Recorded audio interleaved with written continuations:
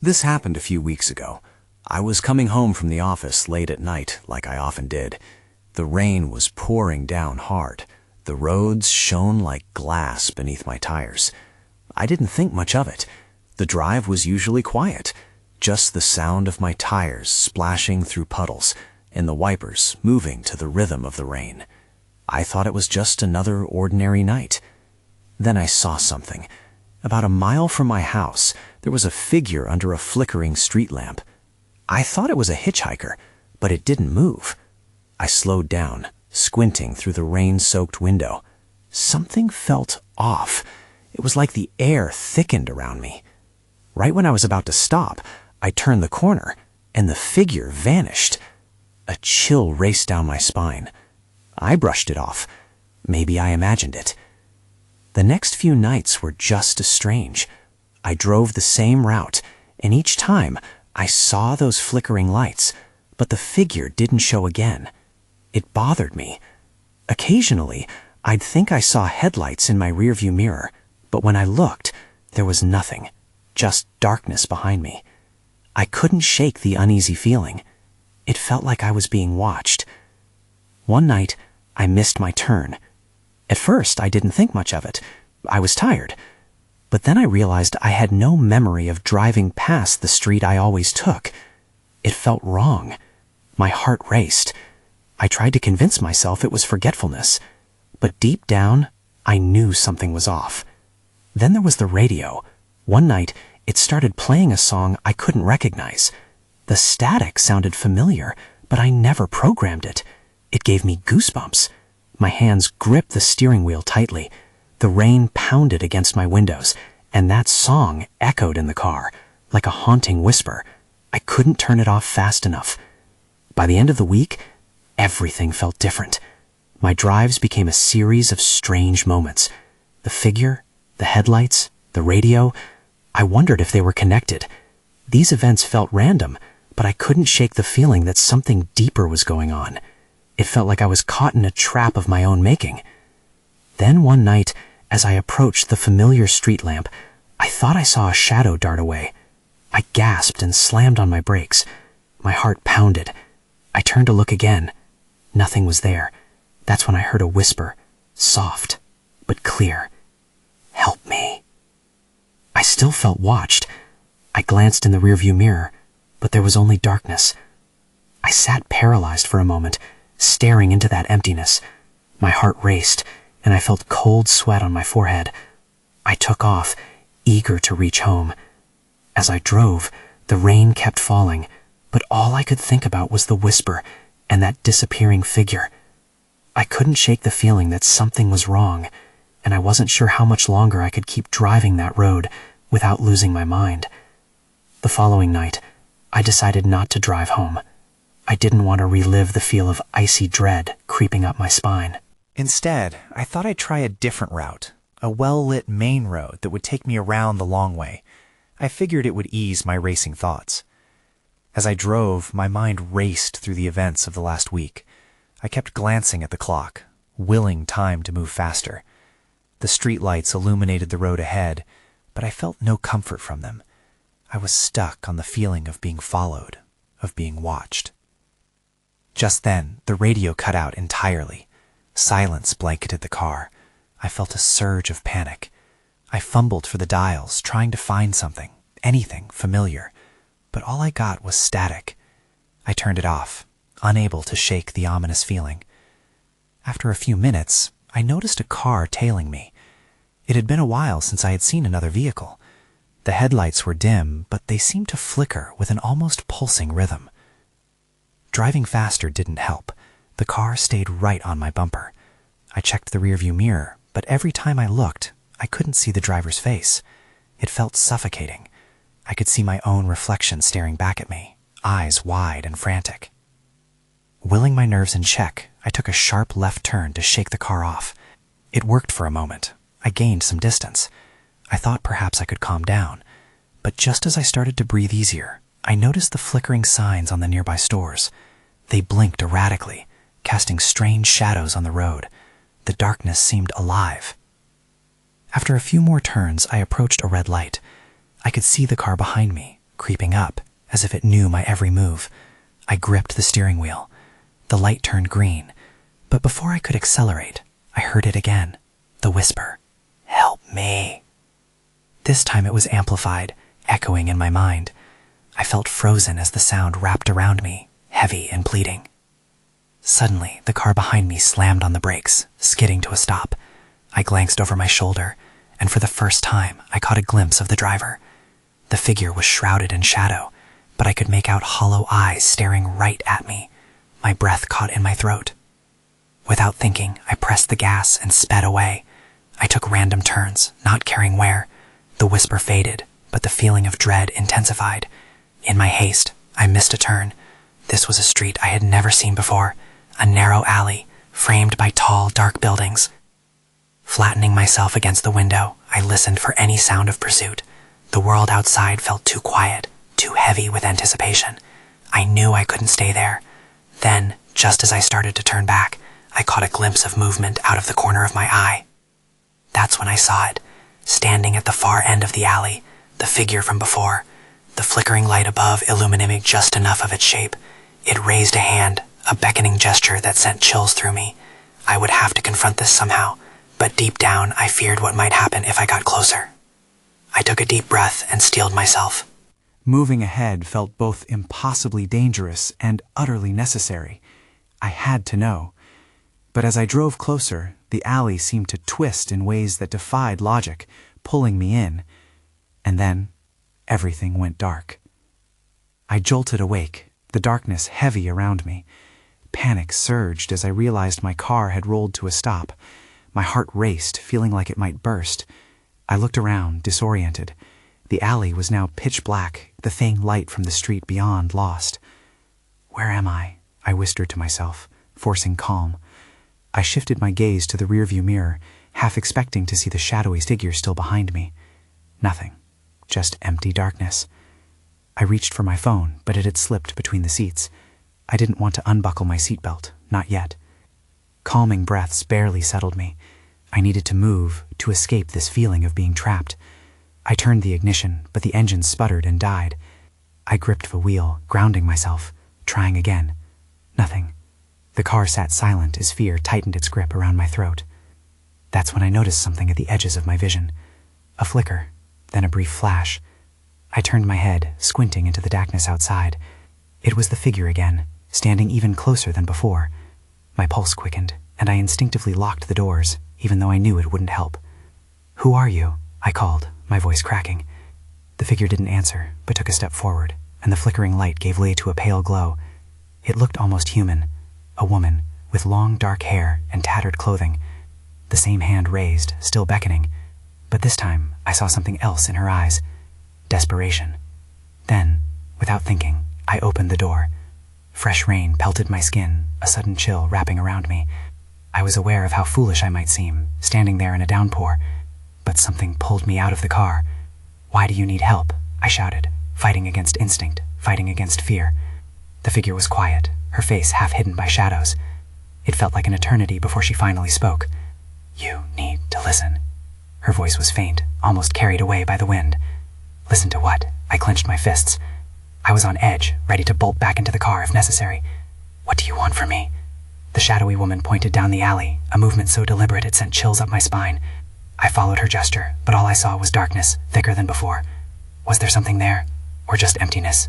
I couldn't tell. Suddenly, a loud bang echoed through the air. My heart raced again as I turned, looking for the source. The figure, now agitated, stepped forward. "You need to go, before it's too late." Panic wrapped around her words, spurring me into action. I jumped back into my car, my hands trembling as I fumbled with the keys. The engine roared to life this time, and I could barely take a breath. Whatever instinct had pulled me out, and now turned into instinct to escape. As the tires screeched against the wet pavement, I caught a last glimpse of her, the urgency in her eyes as she called out, "You're in danger." I didn't look back. I drove, weaving through the unfamiliar streets, veins pulsing with dread. But then, the world outside started to warp. The rain washed away into an eerie calm, and the quietness felt wrong. There were no streetlights, no sign of life, just endless shadows, and a deep, unsettling whisper echoed in my mind. Help me. Suddenly, I blinked, and I found myself past a sign that read, "Welcome to Milltown," a place I knew all too well, but I had no memory of getting there. Heart pounding, I swallowed hard, aware that the next chapter of this night might be even more terrifying than the last. The headlights cut through the darkness, revealing nothing but rain-soaked asphalt and the occasional splash of a puddle. Milltown loomed around me like a ghost town. The streets were eerily deserted. As I turned onto my usual route, I felt a chill crawl down my spine. The familiarity of the neighborhood was comforting, but also unsettling now. I drove past my old high school, the building dark and quiet, and I remembered late-night conversations with friends. The laughter felt distant, almost like a memory tainted with dread. Suddenly, a flash of light caught my attention in the rearview mirror. I glanced back but saw nothing there, just shadows. Get it together, I muttered to myself. I needed to find my bearings. The woman's plea echoed in my head, her words clawing at the edges of my mind. What danger? Was it something I had overlooked? I drove on, determination building within me. I would find answers tonight, no matter what I faced. Then I pulled up in front of my childhood home. The lights were off, but I expected nothing less. The place felt abandoned, untouched, yet it had been mere weeks since I had last visited. Climbing out of my car, I could feel the raindrops mixing with anxiety. I needed to check my phone, but there was still that nagging feeling in my gut. What if I was being watched? I fished my phone out from the depths of my bag, drenched in rainwater. As I pressed the power button, the screen flickered to life. No signal. Just as I was about to reach for my keys, I heard it. A soft knock coming from the back of the house. My pulse quickened. I hesitated for a moment, weighing my options. Just a branch? Or something worse? Compelled to investigate, I moved around the side of the house, each step heavier than the last. The rain drummed on the roof above, a steady rhythm that added to my nervousness. Shadows curled around me, eclipsing the faint glow from my phone. I squinted into the darkness, my heart thudding louder than the downpour. Then I saw her again, the woman from the alley. She stood at the back door, her face still obscured, but her eyes filled with urgency. "You have to leave," she called out, her voice echoing in the silence that stretched between us. This time the fear didn't grip me so tightly. "Why? What's happening?" My voice came out stronger than I felt. But then her expression changed. She looked towards something behind me, eyes widening in horror. I turned, my body tensing, but whatever had frightened her was cloaked in darkness. "Run!" she screamed as she lunged toward me. In that moment, shadows erupted around us, swirling with an intense force that felt as if it might swallow me whole. I stumbled backward, panic igniting within me again. The phone slipped from my hand, crashing against the ground, shattering my only source of light. Then everything went dark. I lost sight of her. "Where did she go?" I gasped into the void. That's when I heard it, a low growl, echoing across the night. My instincts kicked in, and I turned to sprint back to my car, fearing that whatever was out there would find me first. But as I raced toward the vehicle, I tripped over something solid on the wet ground. My breath caught in my throat. I glanced down and froze. It was a small leather wallet, its edges soaked, but still intact. I knew it. That wallet belonged to her. I dropped the wallet like it was on fire, heart racing. My mind raced faster. Why was it here? I couldn't linger. The growl came again, closer this time. The sound sent a jolt of panic through me. I sprinted toward my car, feet slipping on wet pavement. I was almost there. With trembling fingers, I yanked the car door open and dove inside, slamming it shut.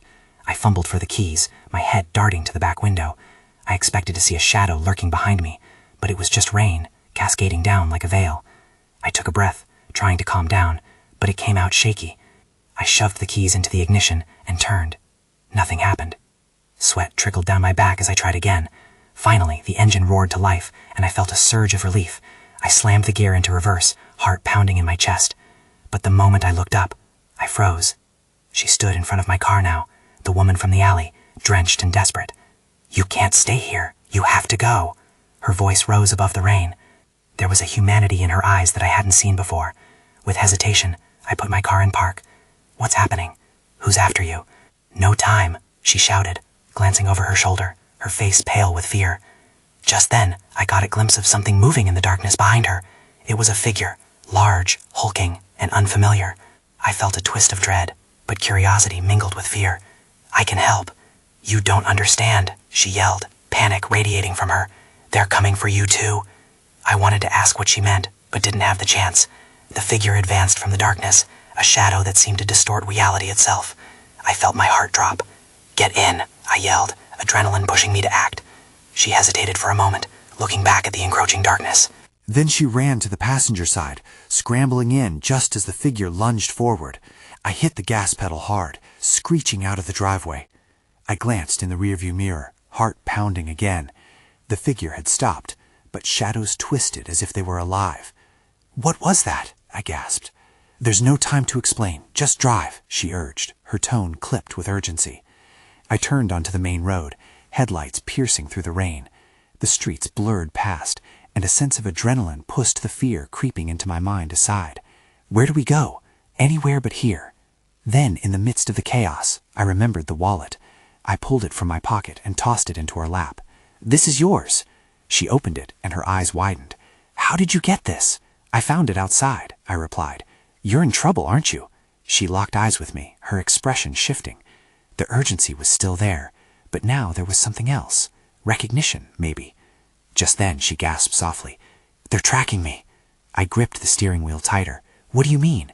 Just then there was a flash of light ahead. I could hardly see, but it looked like a barrier. Cars stacked up, glinting in the rain. "I can't stop. What now?" "That's the safe zone," she shouted. "Keep going." I slammed on the gas, but something inside me felt that the worst was yet to come. I pressed the gas harder, the tires screeching. The barrier loomed closer, and my pulse raced. "Hold on," I shouted, gripping the wheel as I swerved towards the closest gap between the cars. We barreled through, metal crunching as I barely avoided a collision with a stationary vehicle. Once on the other side, I was relieved. The chaos behind me faded into the rain. But that relief was short-lived. The woman next to me was scanning the rearview mirror, her face taut with fear. "Did we lose them?" "I hope so," I muttered, shifting my focus back to the road. The rain continued to lash against the windshield, making visibility difficult. "What's tracking you? Who are they?" She opened her mouth to respond, but suddenly a deafening roar echoed from behind us. I glanced in the mirror again. What I saw made my stomach drop. That figure was following, not as a detached shadow anymore. It was forming into something more. Its shape twisted like smoke, but retained a sense of solidity, a physical evil barreling down our path. "Drive faster," she screamed. "You need to get away." The car felt like it was struggling against the wet pavement, but I pressed harder on the gas. The engine growled, almost in protest. "I'm trying. What is that thing?" "It's a hunter," she said, her voice trembling. "A what?" "They never stop. They'll follow you anywhere." Her fear was palpable, and I turned my eyes back to the road. The rain soaked the world around us, but I felt the heat of my own rising terror. "What do we do?" I shot back, panic creeping in. "Look for an exit," she cried. "You need to ditch them at the next intersection." My heart raced as I scanned the road. I was desperate, fingers slick with sweat on the steering wheel. I caught sight of an exit sign ahead. "There!" I shouted, pointing. "Go! Take it!" With all my might, I turned the wheel and veered off the highway. The tires protested against the sudden change of direction as we hit the exit ramp, the curves slick and twisting. Just as I felt a moment of relief, I glanced back. The hunter was right behind us, gaining speed. "I can't let it catch up." The words barely escaped my lips as I steered onto a narrow road lined with trees, the shadows twisting into grotesque shapes under my headlights. "This is a bad idea," the woman said, her voice trembling. "Everything changes in here. It can move through the trees." My heart thundered in my chest. "What do you mean?" I asked, my voice shaky. Just then I felt the car lurch slightly. My gaze snapped to the forest. The darkness seemed to writhe, and my stomach twisted with fear. "That's when I saw it," she whispered, pointing ahead. There, amongst the branches, another shadow detached itself from the dark and started to lunge at us. I slammed on the brakes, but the world blurred and we skidded. The forest crashed around us, and then everything went dark. I woke up to the sound of rain drumming on the roof of the car. Blinking my eyes open, I realized I was still inside, the engine off, the lights flickering dimly. My head felt heavy, and I rubbed my temples as I tried to piece together what had happened. "Are you okay?" The woman next to me finally broke the silence. Her voice was uneven, filled with a mix of urgency and concern. "Yeah, I think so," I replied, trying to shake off the fog in my brain. I turned to look outside. The trees still loomed, but the hunter was gone. I could barely see through the rain-smeared windshield, but there was no movement, no shadow, just the sound of water cascading from the overhanging branches. "What happened?" I asked, still disoriented. "You passed out," she said, her hands trembling slightly as she adjusted her hair. "We hit something that shouldn't be in the road." I straightened in my seat, heart racing again. "What do you mean? What was it?" "We need to get moving," she exclaimed. "It's not safe here." Before I could respond, she was already unbuckling her seatbelt. She swung the door open, rain pouring in as she stepped out. I hesitated, a wave of fear coursing through me. I didn't want to follow, but I felt I had no choice. I fumbled to open my own door and stepped out into the storm. The world felt different now, more oppressive. Shadows moved just beyond the trees, as if they were watching us. My heart sank. "What are we doing out here?" "This way," she shouted, her voice barely cutting through the cacophony of rain and wind. I hurried to catch up, cautious of the slippery ground. As we moved deeper into the trees, the air seemed thicker, more charged.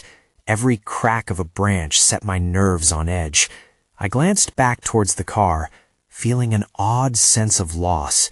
It was double, the fear of the hunter and the dread of being lost in these woods. A sudden rustle nearby made me freeze. I turned to see a figure emerging from the shadows. A man, soaked and gaunt, his eyes wide with some unspoken terror. "You shouldn't be here," he yelled, pointing at us. "It will find you." "Who are you?" I shouted back. "Keep moving. It's close." He turned and dashed deeper into the forest. "What just happened?" I asked the woman, panic rising again. "I don't know, but we have to keep going." We sprinted after the man, breathless and confused, my mind racing. I had 1,000 questions, the whispers of dread echoing in my ears. There had to be a reason we were drawn here, but I couldn't think straight, with the chill of fear tightening its grip on me. Suddenly, the forest shifted, a palpable dark energy surrounding us. I felt a presence, lurking just out of sight. Panic boiled over. What do we do? Where do we go? And that's when I saw it again. The hunter loomed behind the trees, a twisting shadow closing in. "Run!" she screamed, and we took off into the darkened woods as the sound of footsteps echoed behind us. We sprinted through the forest, the rain drenching us to the bone. My heart pounded in my chest as I struggled to keep pace with the woman. She glanced back, her eyes wide, the fear etched across her face, pushing me to run even faster. We were both panting hard. Every step felt like it took an eternity. "Where are we going?" I shouted over the cacophony of wind and rain. "I don't know.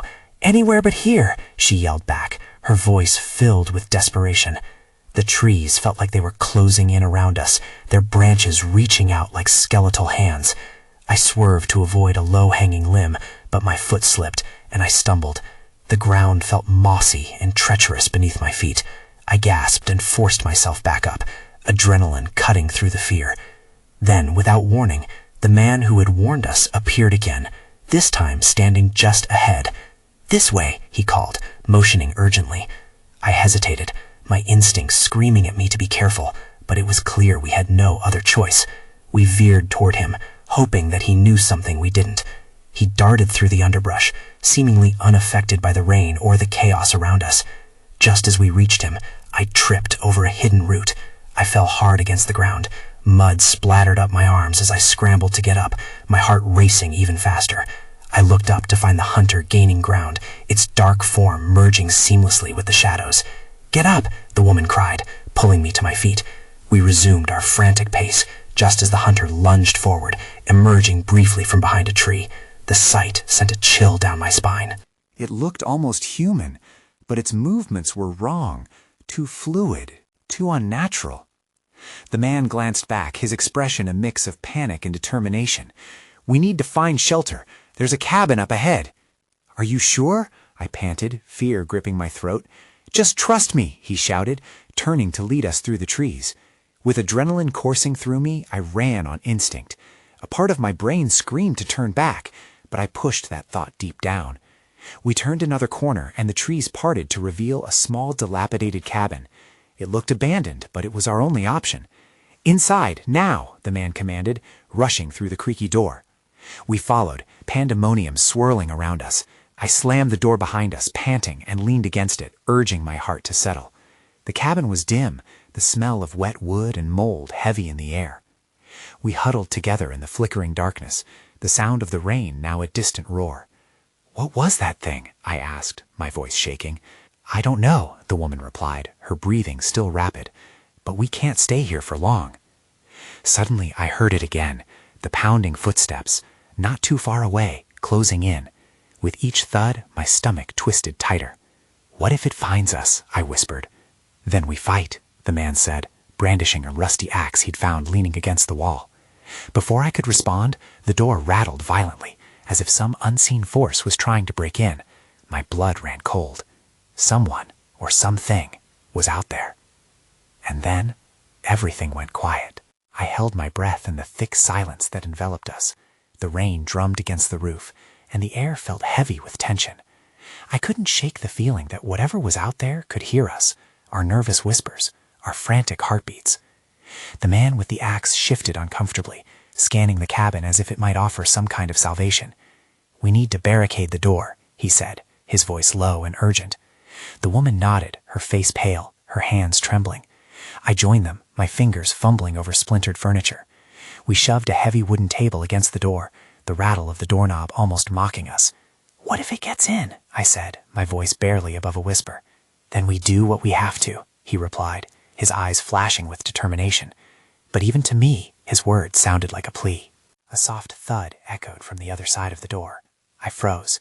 The woman gasped, and I could see she was trying not to cry. "We'll be okay," the man insisted, though his own voice quivered slightly. "It's probably just the wind." But we all knew that wasn't true. The footsteps had been too deliberate, too heavy. Whatever was out there, it was hunting us. Suddenly, my pulse quickened as I noticed something out of the corner of my eye. In a dark corner of the cabin, a small window was half hidden by a tattered curtain. I could have sworn something moved behind it. A shadow, a fleeting shape that vanished before I could focus. "Did you see that?" I blurted out, pointing. "What?" asked the woman, straining to see in the dim light. "Over there, by the window. Something moved," I said, my heart racing. The man turned toward the window, the grip on his axe tightening. "Stay close, both of you," he said, his eyes narrowed in concentration. I stepped back, fear clawing at me. The room felt like it was closing in. Walls that should have offered refuge became suffocating instead. There was another sound, this one quieter, a soft scrape against the wall, as if something was trying to inch its way in. The door shuddered again, more violently, as if it tested our makeshift barricade. "Get ready," he whispered, crouching low. I felt as if my heart might burst from my chest. Then everything went dark. The flickering lantern we had relied upon sputtered and died, leaving us in a suffocating darkness. "Do you have a lighter?" I asked, my voice trembling. "I don't have anything," the woman answered, panic creeping back into her voice. The cabin felt alive with unseen eyes. I inched toward the wall, searching for the door. My fingers brushed against it, trembling. In the shadows, I heard a low growl, deep and guttural. "Please tell me you heard that," I said, my throat dry. "I did," he replied, though his voice betrayed his fear. Then I felt a rush of cold air. The door shuddered again, but this time it creaked open just a little. I held my breath as a figure stepped inside, tall, cloaked in shadow. And that's when I realized I'd never felt such hopelessness before. "Run!" the man shouted, and an instinct kicked in. We bolted, hurling ourselves past the figure that now filled the doorway. My mind raced. Where was the way out? I stumbled back, pushing through a thick layer of shadows, when I heard a voice, a whisper just above the howling wind. "You should have stayed away." I turned back, but there was nothing there, only the pounding rain, a relentless symphony that seemed to mock our terror. And then I realized We had only just begun to uncover the horrors of this night.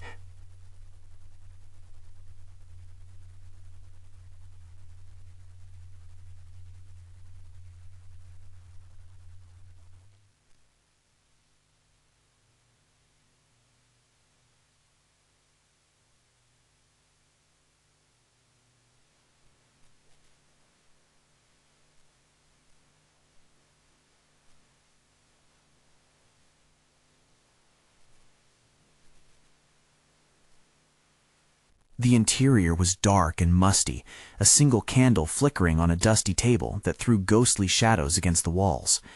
The woman rushed to shut the door behind us, and the man hastily barricaded it with a nearby table. A loud thud echoed outside, and I flinched. "What was that?" I whispered, panic rising again. "Just the wind," the man said, but I could hear the tremor in his voice. He eyed the door, feeling the heat in the air, while we tried to catch our breath. "We need to stay quiet and wait for it to pass." The woman leaned against the wall, her face pale, as she peered out through a cracked window. "Can you see anything?" I asked, stepping beside her. "Just the trees. It's hard to tell." Her voice was steady, still holding a hint of urgency. But in that moment, as I glanced around the small cabin, I realized how alive this place felt. It was as if the walls held secrets. Suddenly, the candle flickered violently, and shadows danced erratically. The movement caught my attention, and I turned, narrowing my eyes. "Did you see that?" I asked again, my heart racing anew. "What?" the man asked, confused. "There, in the corner," I pointed. But before I could say more, a loud crash resounded outside. The door rattled violently, and I felt icy fear grip my heart. "We have to go, now!" the woman shouted. Just then, the door burst open, framing a monstrous silhouette. My breath caught in my throat. I felt paralyzed, caught between flight and the horror before me. It was a shadow that drew closer, closing in, and the air grew thick with its presence. "Run!" the man yelled, propelling us forward as we dashed through the back door of the cabin. I felt the oppressive weight of the dark presence, but the adrenaline forced my legs into motion again. We emerged back into the rain, the flickering light of the cabin fading away. Painful breaths filled my lungs as we sprinted through the woods, the sound of the hunter chasing us, relentless. "Where are we going?" I shouted. "Just keep moving." The woman's voice was urgent. It was clear we needed a plan, but it was even clearer I had no idea what awaited us out there. Then, in the distance, my eyes caught the flicker of lights, an old highway sign. "There, the road!" I screamed, hope igniting.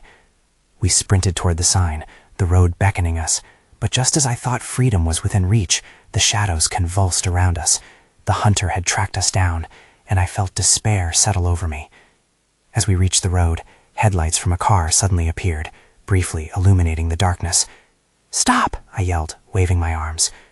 The vehicle screeched to a halt, the driver's face etched with confusion and worry. "Get in!" the woman urged, and we didn't hesitate for even a second. Clear chaos enveloped us. The man slid into the back seat, and the woman took the passenger seat. I slammed the door, feeling the weight lift as the driver pressed down on the gas. What was that thing? The driver's eyes were wide, darting around as if searching for shadows. "We don't know," I gasped, heart still racing. "But it's not over." As we sped away, breaths mingling, I tried to calm down. But as the trees faded into the night and the road stretched ahead of us, I couldn't shake the feeling something was still watching. The echoes of the whispers and shadows lingered in the corners of my mind. The woman turned to me, her look serious. "It's not just me it's after. Every choice we make sends ripples. You have to be careful." I nodded, uneasiness settling back into my gut. We were alive for now, but I never felt farther from understanding the truth of tonight's events. There was so much left unsaid, so many questions full of uncertainty and dread. And as we drove into the night, I could only wonder if we had truly escaped at all, or if this was just the beginning of something far worse.